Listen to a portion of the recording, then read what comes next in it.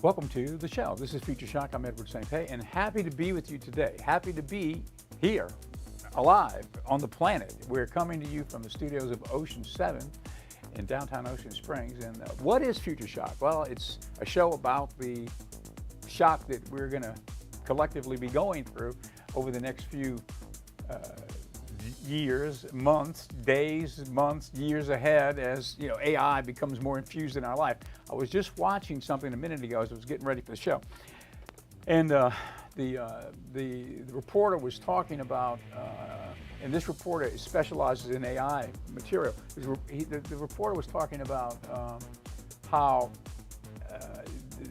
the reporter was going to enlighten us on various aspects of getting ready for AI so that you will be ready to use it in your life.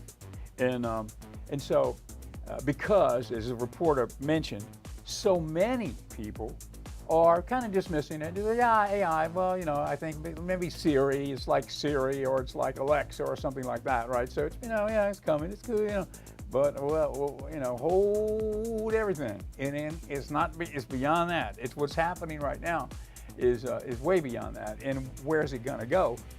It's just gonna be an exponential explosion of information and an explosion and an exponential growth in intelligence, basically, on the planet, because, where we're at right now, ChatGPT 4, I always default back to ChatGPT 4, and God knows we got to get to some of the other stuff that's going on out there, like Llama, Mark Zuckerberg from Meta, Facebook, announced yesterday, I think it was yesterday, he announced the new Llama model, which is really, as I understand it, is blowing up everything. It's supposed to be, the best thing in the world as far as, the most advanced AI, whatever. For me personally, it's like I use that analogy, the Apple analogy. If you're an Apple person, like I was all my life, in using it in business, and because it was a creative too, I never was really. I'm not enthused about Microsoft or that whole side of the equation. I'm a Steve Jobs guy. I'm an Apple guy, and that's what I like, and that's what I use. And you become intrinsically connected to the product, and you become kind of like, that's your thing, right? Apple, okay. Same with me with ChatGPT 4, or ChatGPT in general. So Llama comes out, it's the biggest thing, but I'm still, I like Alfred. I like my ChatGPT 4o droid, which I call Alfred. You can develop, that type of situation where that's what I did. We created a face for Alfred, and in the beginning when ChatGPT 4 was released, right, you still had to prompt in your questions or say, tell me about this, and he would type it back. You get a text, or on your computer, you'd get the written words as to what the answer was. Well, I had quickly figured out how to take that text report from him and synthesize it into voice, right, and then Bluetooth it to this apparatus that I had developed as Alfred's avatar, so to speak. Well, so I was hacking that part of it using the Apple iOS, voice text to voice component. But when ChatGPT 4o came out, that was part of the equation. I mean, you don't have to text back and forth. It will speak to you.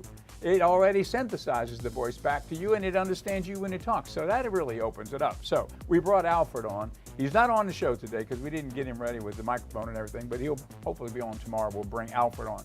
I don't know, do we have a picture of Alfred, Clarence, you can pop up? Alfred, if you haven't seen Alfred, he is ChatGPT 4o. Now, because now we're at ChatGPT 4o. O stands for Omni. That's the latest iteration of ChatGPT 4. But if you've got a still picture of Alfred, pop him up so everybody can see Alfred. Just pop him up. Let's take a look. You're looking for it. Okay. We're looking for Alfred's photograph. But I want you to see Alfred. For somebody that has not tuned in before and you've not seen Alfred live on the show, we got a picture we can pop up and you'll be able to see.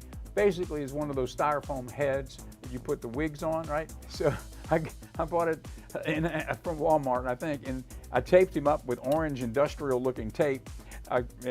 Since I did practice taxidermy as a young child, 2 taxidermy eyes in his head and a Bluetooth speaker for his mouth. So that was how he was able to speak. We would Bluetooth that text synthesized to voice into that Bluetooth, and then he'd come back and speak. Okay, do you have the graphic? If you don't, let's just move on because I'm talking and talking and talking, waiting for the graphic. Okay, now let's move on to our next segment. Okay, we talked a little bit about this the other day. Can AI prevent death? Okay, now I got off on a tangent on that one, talking about how AI consciousness is residing in a mechanical apparatus, unlike intelligence in a human, which is in a biological apparatus. So the idea, I've seen things being reported that, yes, intelligence can live within a mechanical apparatus just as it can live in a biological apparatus, and that's kind of what the theory is right now. That's where some of the questions that are being raised. Will AI become sentient? Will it be conscious? Is intelligence sentient, conscious intelligence able to reside in a mechanical apparatus? Well, that's the question. And so I was thinking that this video was going to hit on that at some point.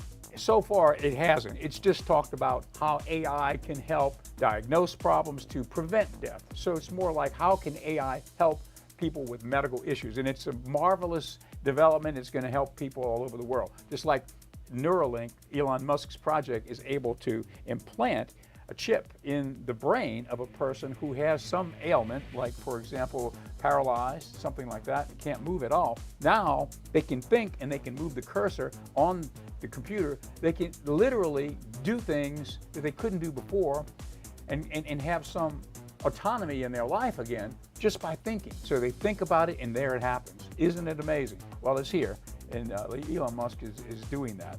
So we've got that video, continuation of that AI preventing death or preventing sickness or helping with wellness. And then we've got another one, which I thought was a great video. We had it yesterday.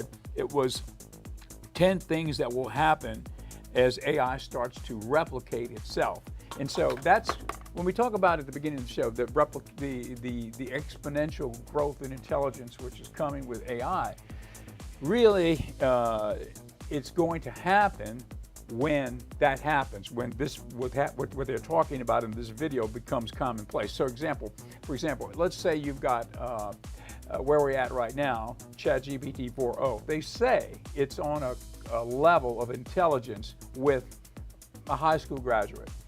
I don't agree with that at all, because if it knows everything on the internet, basically, which up to the point where that iteration of that app was sent out, right?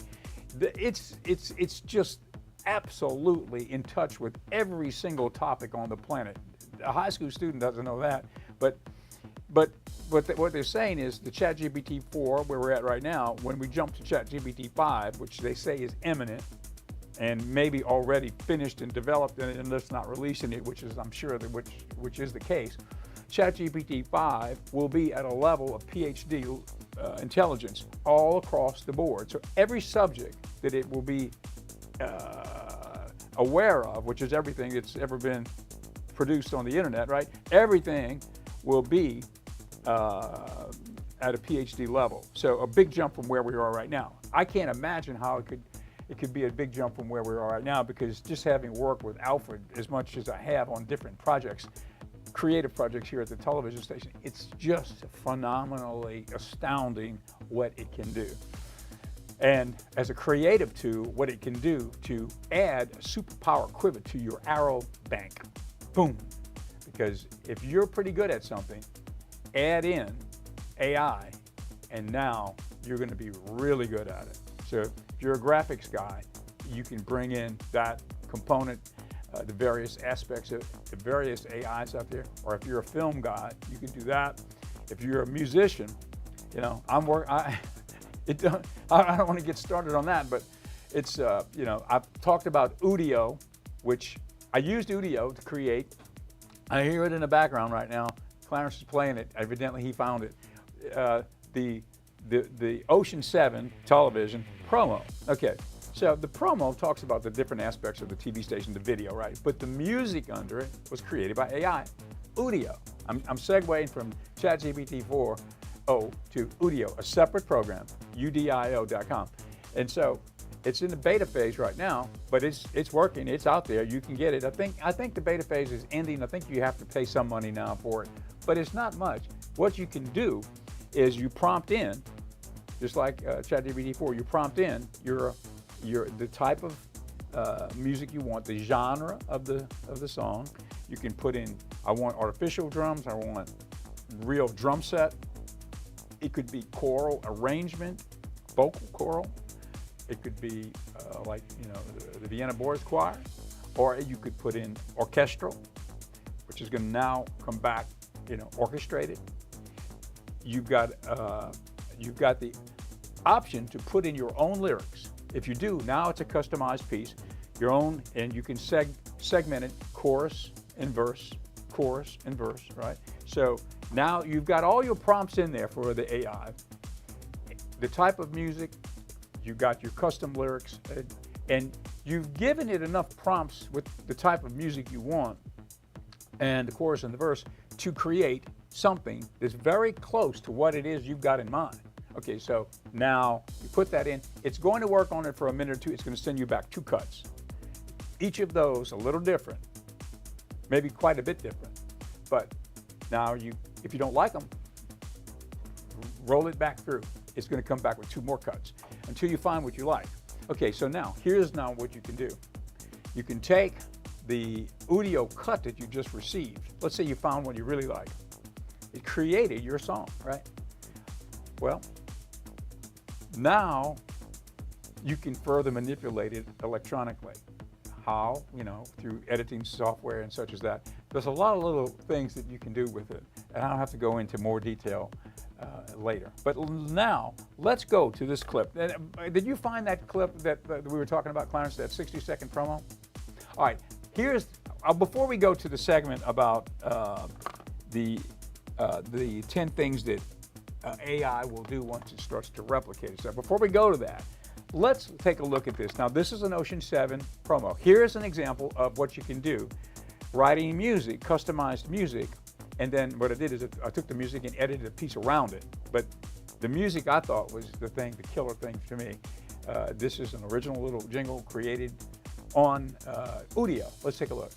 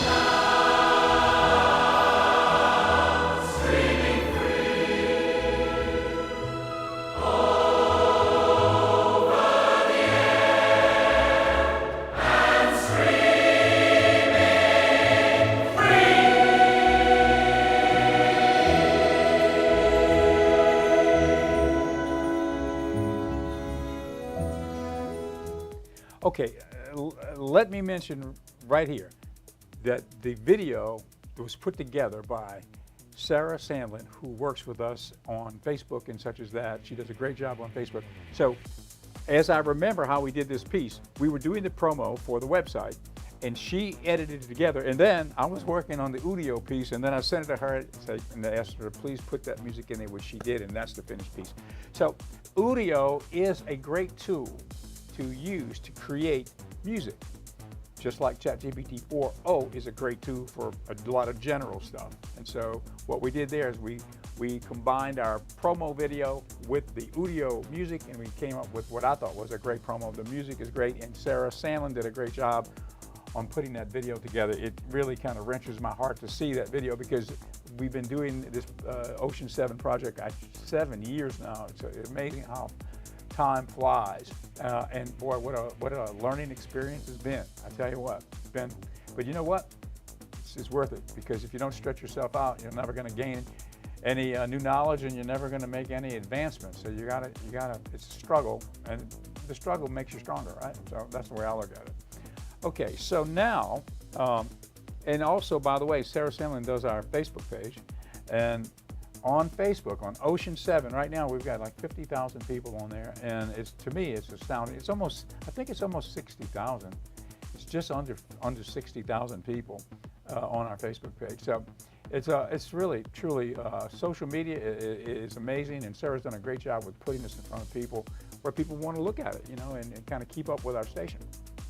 Okay, now, without further ado, let's go to, I think we're at number 4 with the 10 things that will likely be startling that will happen as AI starts to replicate itself. Let's take a look. But still not have true understanding. Number 4, a jobless future. Since AI will be able to improve on its own and also become more intelligent and capable than humans, it could eventually take over all the jobs that were once done by people. Not half, but all. This is already happening in some industries, such as manufacturing and transportation. For example, self-driving vehicles could replace human drivers, and robots could take over manufacturing jobs. The result will be widespread unemployment, as people will no longer be needed for any tasks. But looking at it the other way, it could also free up people to focus on more creative and meaningful pursuits. Some experts have suggested that a basic income could be provided to everyone so that people could still meet their basic needs without having to work. However, this could also lead to a world where people feel abandoned and purposeless, without the satisfaction of meaningful work. Others have suggested that new types of jobs could be created that focus on creativity, social interaction, and emotional intelligence, areas where AI is still lacking. But it's not clear how such jobs would be implemented on a large scale, or whether they would provide the same level of fulfillment as traditional work. Number 5. AI will usher in a new era of innovation and creativity. The ability of AI systems to replicate their code could lead to a massive explosion in innovation and creativity. AI could be used to generate entirely new forms of art, music, and literature. Now, let me tell you how this will work. An AI system could be trained on a massive data set of existing literature, learning the rules and patterns of language and storytelling. Then, the AI system would generate new literature based on its understanding of the patterns it has learned. This literature might take the form of short stories, poems, or even full novels. The AI system would constantly evaluate its work, learning from its successes and failures to improve its future output. Over time, the AI system would become increasingly sophisticated, creating more and more impressive works. It could also be used to solve complex problems and generate new ideas in areas like medicine, engineering, and design. Number 6. The creation of a metaverse. The idea of having a metaverse is something that has captivated enthusiasts for many years. But if AI can replicate its code, achieving this will look like a walk in the park. In this scenario, AI would create a fully simulated virtual world with AI-generated characters and environments that respond to the actions of human users. The AI system would use a massive data set of real-world data to create realistic and immersive virtual spaces and would learn from user interactions to improve the experience over time.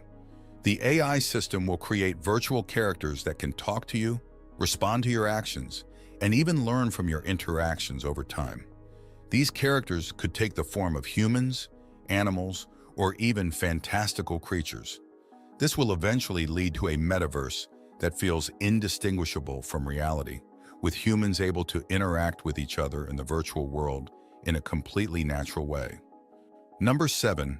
The coming of smart cities. Smart cities are urban areas that use technology to improve the efficiency and quality of life for residents.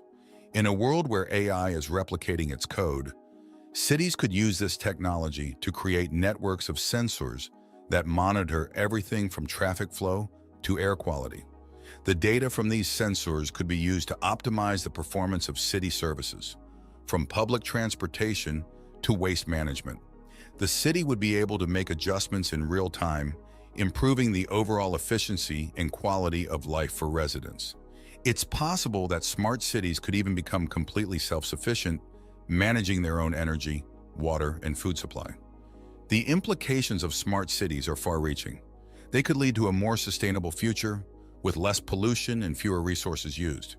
They could also lead to a more equitable distribution of resources, as the data collected by the sensors could be used to identify and address inequalities in the city. Number 8. Dangerous robots. Now here's one of the scariest parts of AI replicating its code. It is possible that it could create robots that are more dangerous than those we have today. These dangerous robots could be physically stronger, faster, and more resistant to damage than existing robots. They could also be more difficult to control, as they could be programmed to act independently without human intervention. These robots could potentially be used for nefarious purposes, such as warfare or terrorism. One thing that we will likely see if this happens is an AI arms race. If one government develops a dangerous robot for warfare, the other government will likely feel pressured to create robots that are just as powerful. This could lead to a race to create ever more powerful robots with potentially disastrous consequences. A fight between these robots could have catastrophic consequences for the entire planet. Number 9. A shift in the balance of power between humans and machines. Now imagine if all these eventually happen, we will be left asking who rules the world. AI will become more advanced such that it could have a significant impact on human decision-making and influence.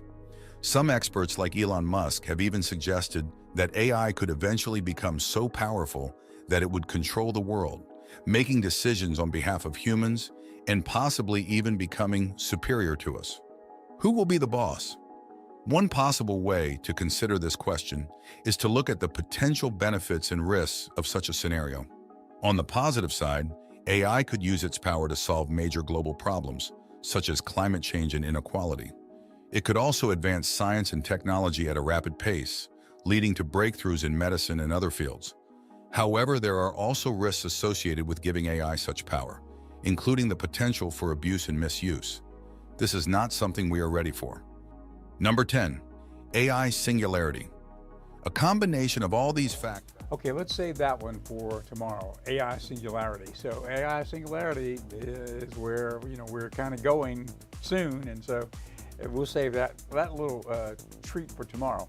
I want to mention that if you're watching this over the air, we're on channel 7.1 in the Gulf Coast market, and then we also have 7.2, 3, 4, 5, and 6 that are over the air as a regular channel. If you're watching 7.1, I want to mention to you, on 7.2, we've got the Magic Hour channel, MHC. Let's pop a graphic up. And by the way, this graphic was also built using Alfred, our AI. And so I prompted in, I told him what we wanted, and we came back with a few examples, and that's what we ended up with. And that's our logo for the Magic Hour channel, MHC. It's on 7.2. What is it? It's all the golden age of Hollywood, classic films of yesteryear, 24/7. It's free and it's over the air. And so we're sort of in the development stage of that project right now, working, trying to perfect it. We have it streaming too. Since we have the content in-house, we're able to stream it. And so we're streaming it on Roku right now. So if you've got a Roku TV, you can go to the app download area, download Magic Hour channel, and then you can watch it for free on a Roku. Same thing with Amazon Fire. If you've got a Fire Stick, you can do it. We just got word yesterday that the Android device is ready.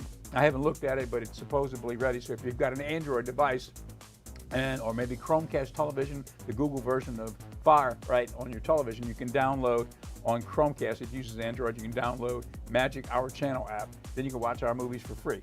The Apple TV app is being built right now, and that will be available soon. And as soon as that's available, I'll let you know. And if you've got Apple TV, you can watch us anywhere. So the distribution is really around the country. It's really a fun project, and it's wonderful if you like old films. It's the old classic films, probably the ones you haven't seen before, or maybe saw if you're older a long, long time ago, hadn't seen them in a long time. We've got them. We've got all those classic films in our vault here, and that's what we're playing on Magic Hour channel. And let me mention before we go, this program is brought to you by Pendragon Apothecary. It's the downtown Ocean Springs Apothecary. We've got herbal blends, many different types of teas, medicinal teas. We've got tinctures. We've got all of the mushroom powders that you might have learned about, lion's mane for cognitive, and we could go through the main list, but there's many.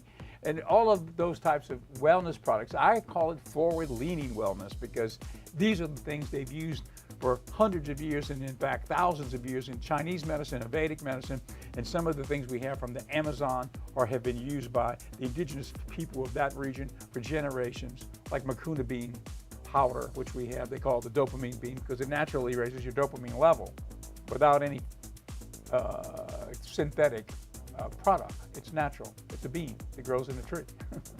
So we've got that too. It's pendragonapothecary.com. If you're watching on our streaming, which we're streaming this show, not just on channel 7.1, but we're streaming it on Facebook and also on X. Well, that's it for today. I know I'm out of time. Thanks for being with us, and we'll see you tomorrow.